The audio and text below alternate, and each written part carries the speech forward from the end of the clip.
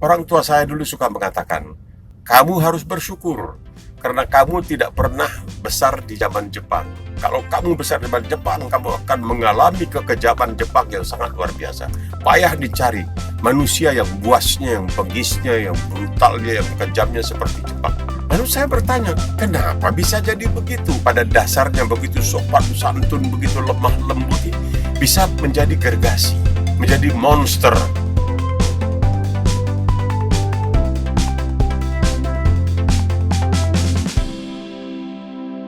Assalamualaikum warahmatullahi wabarakatuh, Iwan Ahmad.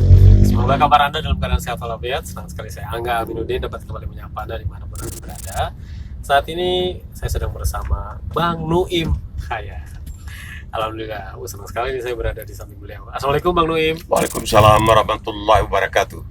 Ya, Iwan Ahmad masih bersama Bang Nuim. Tadi kalau istilah Bang Nuim tuh ngalor ngidul bersama Bang Nuim. Ya, kalau Bang Nuim tuh pernah naik kereta pasti ya? Ya. Kereta paling enak di Jepang apa di Jerman? Saya melihat secara keseluruhan sebenarnya Jepang.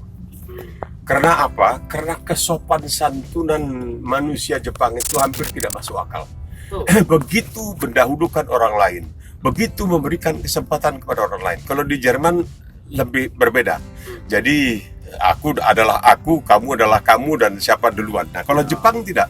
Jadi saya terheran ya, satu kali saya naik eskalator begitu. Dan itu Jepang berikan kesempatan, silakan naik eskalator. Saya pikir orang Jepang ini di mana-mana di Jepang itu yang saya alami secara langsung itu bukan alang kepalang sopannya hormatnya. Tapi kemudian saya mendengar cerita dari orang tua saya. Orang tua saya dulu suka mengatakan, kamu harus bersyukur karena kamu tidak pernah besar di zaman Jepang. Kalau kamu besar di zaman Jepang, kamu akan mengalami kekejaman Jepang yang sangat luar biasa. Payah dicari manusia yang buasnya, yang penggisnya, yang brutalnya, yang kejamnya seperti Jepang. Lalu saya bertanya, kenapa bisa jadi begitu? Apakah peperangan yang membuat orang Jepang yang pada adatnya, pada dasarnya begitu sopan santun, begitu lemah lembut, begitu hormat menghormati, bisa menjadi gergasi, menjadi monster. Ya. Jadi ini pertanyaan yang sampai sekarang juga saya masih belum bisa menjawab. Mungkin karena peperangan. Juga orang mengatakan, wah lihat tuh teknologi Jepang. Wah orang Jepang kalau berpikir sangat luar biasa.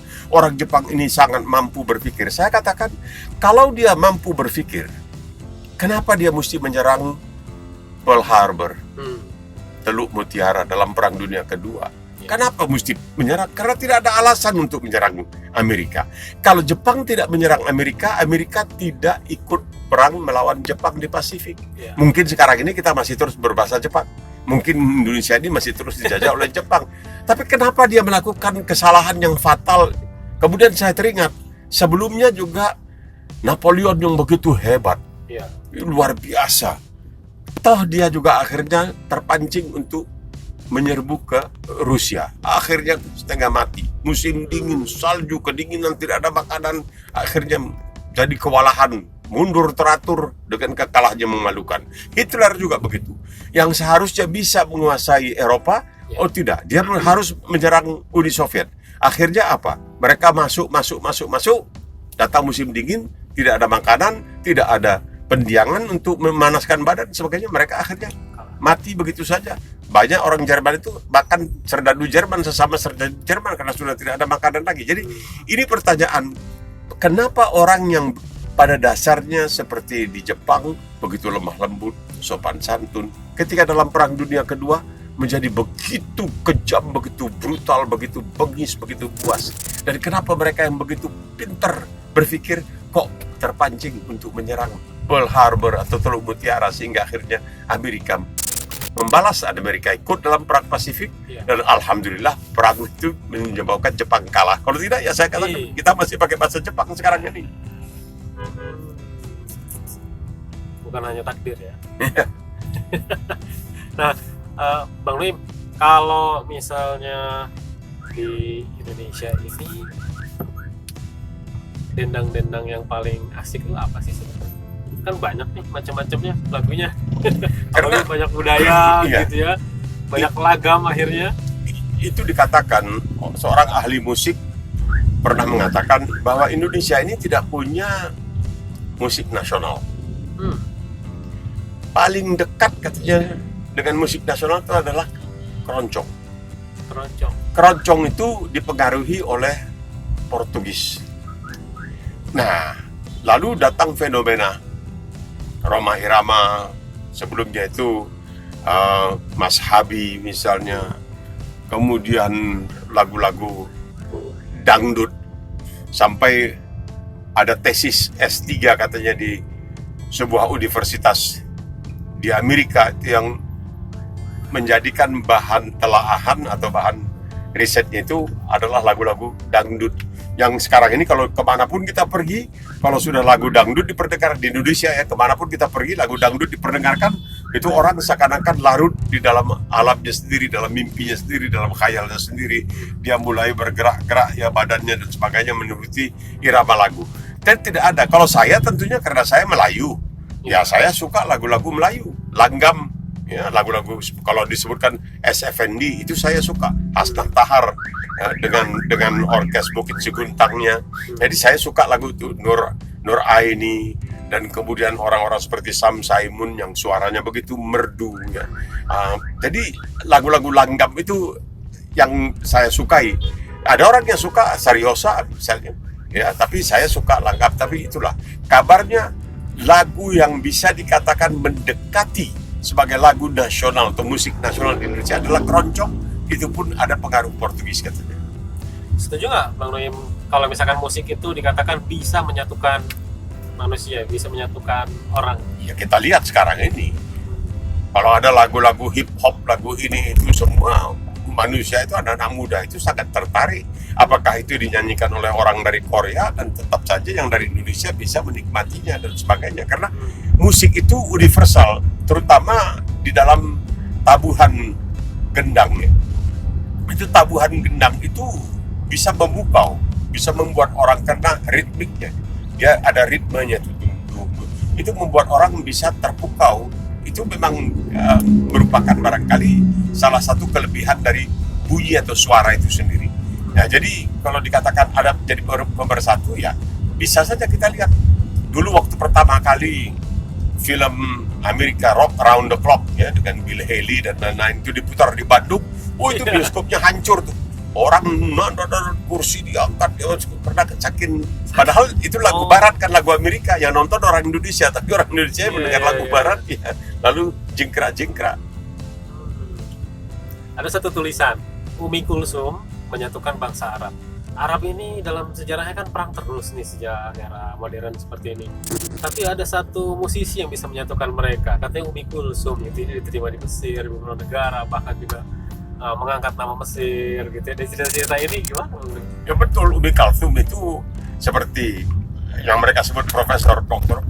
Abdul Wahab ya, laki-lakinya itu Abdul Wahab kalau di Mesir. Kemudian belakangan datanglah Fatin Hamama, kemudian Faridil Atrash ya, kemudian ada Fairuz dan lain sebagainya. Nah, Umi Kulsum itu memang dia bisa berdiri selama setengah jam menyanyi dengan hanya mengucapkan satu kata, ana uhibak, aku cinta pada kamu, aku cinta pada kamu, terus selama satu jam bisa terus lagu itu, dan orang menikmati karena memang suaranya itu bagus sekali. Karena apa? Bangsa Arab, karena Mesir itu sebenarnya bahasa aslinya bukan bahasa Arab ya, tapi setelah Islam masuk itu ganti jadi bahasa Arab. Nah, mereka itu dari dahulu, orang Arab itu punya kecenderungan untuk sangat menyukai sajak, syair. Hingga orang-orang yang itu dianggap luar biasa itu adalah penyair yang sangat luar biasa. Nah, lagu itu kan bentuknya seperti syair juga. Jadi dahulu ada seorang di Medan itu bernama Bahrum Jamil. Orang sebenarnya pendidikannya biasa-biasa saja, tapi dia punya cita-cita yang luar biasa. Kemudian dia mendirikan universitas tertua di Sumatera Utara. Kebetulan itu adalah alma mater saya, Universitas Islam Sumatera Utara. Nah, dia ini juga pernah menerjemahkan lagu-lagu Mesir. Di antaranya misalnya ada lagu Ya Wardi Manjias dari wahai bunga mawar, siapa mau beli? Itu ada bagian yang saya suka sekali itu. Mawar beli wahai tuan, hati berkenan wahai mawar. Wah, itu laris sekali, orang suka sekali mendengarkan lagu seperti itu. Jadi memang bangsa Arab itu sukakan pantun, syair-syair itu mereka suka sekali. Jadi Umi Kulsum itu karena suaranya yang memang sangat luar biasa, itu sangat digandrungi. Meskipun di zaman saya misalnya jadi TKI gelap dulu di Arab Saudi, Iya. itu lagu-lagu Umi Kalsum dilarang Oh, nggak karena boleh ya? lagu-lagunya itu mengenai cinta. Oh. Kalau di Indonesia ada sosok ya tadi Bang Roma di situ, Iwan Fals bahkan pernah masuk Ya, majalah Time gitu. Iya. Kalau saya kurang, jadi saya Nah. itu orang mungkin dari angkatan lama ya. Nah, itu seperti saya katakan, kalau perempuan itu Hasna Tahar. Hasna Tahar dari Orkes Melayu Bukit Ciguntang. Iya. Kemudian kalau laki-lakinya ya tentunya SFND, dan kemudian ada lagi penyanyi bernama Sam Saimun. Juga itu suaranya sangat merdu. Lalu tampillah seorang biduan dari Minangkabau. Itu aneh, dia suaranya bergetar. Namanya Oslan Hussein. Dia kalau menyanyi itu suaranya macam bisa bergetar begitu, entah bagaimana dia cara. Pokoknya Bergetar. kalau kita dengarkan memang enak sekali. Dan bahkan dia bawa lagu misalnya Bengawan Solo dan sebagainya itu dengan langgam yang agak ke Minang-Minangan ya. Jadi enaklah kita mendengar lagu-lagu seperti itu. Kalau untuk saya mereka ini sangat luar biasa kan. Karena mereka ini semacam otodidak. Dulu kalau malam-malam tertentu itu kita semuanya kan karena tidak ada televisi. Televisi itu masuk ke Indonesia baru tahun 1962 Nah, bersamaan dengan Asian Games ya di Jakarta. Nah, dulu tuh RRI itu selalu Radio Republik Indonesia dengan bangga mempersembahkan Orkes Studio Jakarta di bawah pimpinan Saiful Bahri. Wah, udah semua orang mendengarkan itu udah gak ada doja. Saiful Bahri itu sudah luar biasa. Nah, pengarang-pengarang lagunya ya termasuk semacam Ismail Marzuki lah. Itu orang-orang yang seperti itu yang hebat sekali sebenarnya. Jadi ya kita senanglah waktu itu hanya dihibur oleh radio ya. Jadi bukan tidak ada televisi, jadi oleh radio, dan kita mendengarkan itu acara-acara dari RRI itu termasuk itulah Radio Republik Indonesia dengan bangga mempersembahkan Orkes Studio Jakarta di bawah pimpinan Saiful Bahri.